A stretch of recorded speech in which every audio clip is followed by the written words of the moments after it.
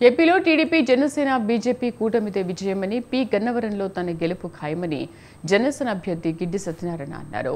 P గన్నవరంలో 5 ఏళ్లలో ఎలాంటి అభివృద్ధి జరగలేదన్నారు. తాను విజయం సాధించిన తర్వాత తాగునీరు, రోడ్ల సమస్య కూడా పరిష్కరిస్తానని తెలిపారు. వైసీపీ అభ్యర్థులు మార్చిన జగన్నే జనం మార్చాలనుకుంటున్నారంటున్న గిడ్డి సత్యనారాయణతో మా కోనసీమ ప్రతినిధి Chakradhar face to face. Ambedkar Konaseema జిల్లాలో ప్రతిష్టాత్మకమైన నియోజకవర్గం.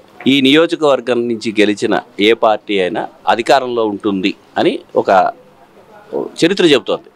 అలాంటి నియోజకవర్గం నుంచి కూటమి అభ్యర్థిగా జనసేనకు చెందిన గిడ్డి సత్యనారాయణ గారు పోటీ చేస్తున్నారు. గడిచిన 20 రోజులుగా, నెల రోజులుగా ఆయన ప్రచారంలో దూసుకుపోతున్నారు. ప్రత్యర్థుల కంటే కూడా ప్రచారాన్ని వేగం చేస్తున్నారు. రోజు కనీసం 7 నుంచి 12 గంటలు ప్రజలతోటే ఉంటున్నారు. ప్రస్తుతం మనం ఆయనతో ఉన్నాము. ఆయన ప్రచారం ఎలా జరుగుతోంది, గెలుపు అవకాశాలు ఎలా ఉన్నాయి, ప్రత్యర్థుల మీద ఆయన చేసే విమర్శలు కానీ వాటిని ఆయన్ని అడిగి తెలుసుకుందాం. నమస్తే sir, first all the best. ఇంకా 3 రోజులే టైం ఉంది.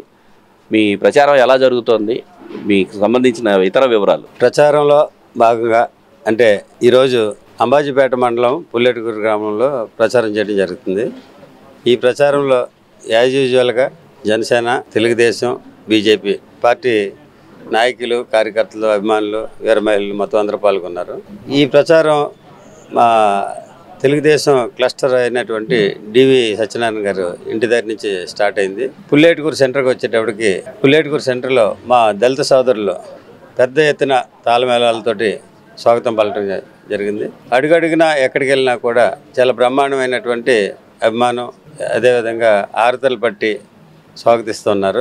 దళితపేటలకు వెళ్ళేటప్పటికి మా దళిత సోదరులు చాలా ఆనందోత్సవాలతోటి డప్పులు కొట్టి డ్యాన్స్లు వేసి మరీ స్వాగతిస్తున్నారు. అంటే ఈ విధానం చూస్తుంటే విజయోత్సవ ర్యాలీలాగా కనపడుతుంది. అంతేకాకుండా గతంలో వేరే అంటే దుష్ప్రచారం ఉండేది, దళితులు ఎవరు రావట్లేదు, ఇది కాపుల పార్టీ, దళితులు రారని. కానీ ఇది చూస్తుంటే రివర్స్లో ఉన్నది. అంటే వాళ్ళు ఇది చూసి వారం లేక దుష్ప్రచారం చేస్తున్నారు అనేది అర్థమవుతుంది. అంటే కార్యకర్తల వైపు నుంచి కానీ, మీ కూటమికి సంబంధించిన వాళ్ళ నుంచి కానీ ఓకే, మీకున్న ఆ ఫీడ్బ్యాక్ అంతా బాగానే ఉంది. వాట్ అబౌట్ పీపుల్, వాళ్ళ నుంచి ఎలా ఉంది? మీరు వెళ్తుంటే వాళ్ళ రెస్పాన్స్ ఎలా ఉంది? అదే చెప్పాను కదా సార్, ప్రజల నుంచి బ్రహ్మాండమైనటువంటి స్పందన. దానికి కారణం ఏంటంటే ఏ ప్రాంతానికి వెళ్ళినా కూడా ప్రభుత్వం యొక్క వైఫల్యాలు అది ఏ విధంగానంటే వెల్ఫేర్ లేదు, డెవలప్మెంట్ లేదు. ఈ రెండు కొరవటం వల్ల ప్రజలు కొత్త ప్రభుత్వం రావాలి, మార్పు కావాలి అని కోరుకుంటూ ఉన్నారు. దానికి కారణం ఏంటంటే రోడ్ల దుస్థితి, అధ్వాన్యం. ఏ ప్రాంతానికి పోయినా కూడా సరైనటువంటి రోడ్లు లేవు. అసలే 2 వీలర్ మీద వెళ్ళే యాక్సిడెంట్లు చాలామంది మరణిస్తూ ఉన్నారు. ఏ ప్రాంతానికి వెళ్ళినా డ్రైనేజ్ సిస్టమ్ లేదు, సరిగా లేదు. అంతేకాకుండా చుట్టూ గోదావరిలో ఉన్నా కూడా త్రాగడానికి నీరు లేదు.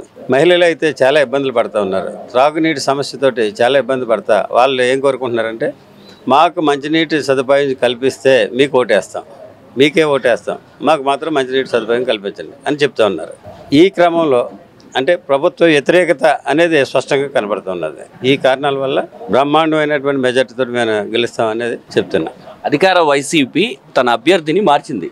ఇక్కడ సిట్టింగ్ ఎమ్మెల్యేగా ఉన్న కొండేటి చిట్టిబాబు గారిని కాదని కొత్త వ్యక్తిని తీసుకొచ్చింది.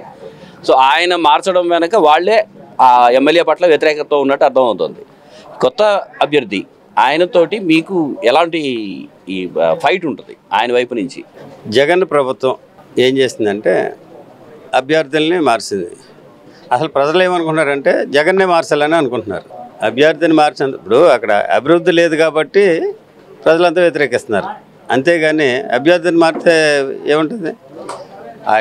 డెవలప్మెంట్ అనేది ఆయన చేసుంటే, ముఖ్యమంత్రిగా ఆయన కాక వాళ్ళకి అవకాశం ఇచ్చుంటే అభ్యర్థులు మార్చాల్సిన అవసరం వచ్చేది కాదు. అందుకని తప్పనిసరిగా జగన్ను మార్చే ప్రయత్నంలోనే ప్రజలు ఉన్నారు. మీకు ఎందుకు ఓటేయాలి? వై? మీకు ఫలానా ఇది నేను చేస్తాను, అసలు మీకు ఎందుకు ఓటేయాలి? ఆ విషయం ప్రజలకి మీరు ఇచ్చే సందేశం ఏంటి? మీకు ఎందుకు ఓటేయాలి? మీకే ఎందుకు వేయాలి? నేను ఇప్పటి వరకు అంటే గత నెల అంటే జనవరి 31 వరకు ప్రభుత్వ ఉద్యోగంలో ప్రజలకి అంటే నాకు సంబంధించినటువంటి యూనిట్లో సర్వీస్ చేస్తూ ఉన్నా. ప్రజలకు సర్వీస్ చేయాలనే కోరిక పుట్టి నేను నా సొంత నియోజకవర్గం అయినటువంటి ఏరియాలో తిరగడం జరిగింది. నాకు తెలిసిన రీతిలో చాలామందికి సహాయం చేయడం జరిగింది. ఆ క్రమంలో జనసేన పార్టీ అధినేత అయినటువంటి పవన్ కళ్యాణ్ గారి ఆశయాలు నచ్చి ఆయనతో పనిచేయాలనే భావంతో జనసేన పార్టీలో జాయిన్ అవ్వడం జరిగింది. ఆ క్రమంలో నా యొక్క పెర్ఫార్మెన్స్ ఆయనకి నచ్చి నా మెంటాలిటీ కూడా ఆయన కొద్దిగా స్టడీ చేసి నా గురించి ఎంక్వైరీ చేసి నాకు సీట్ ఇవ్వడం జరిగింది.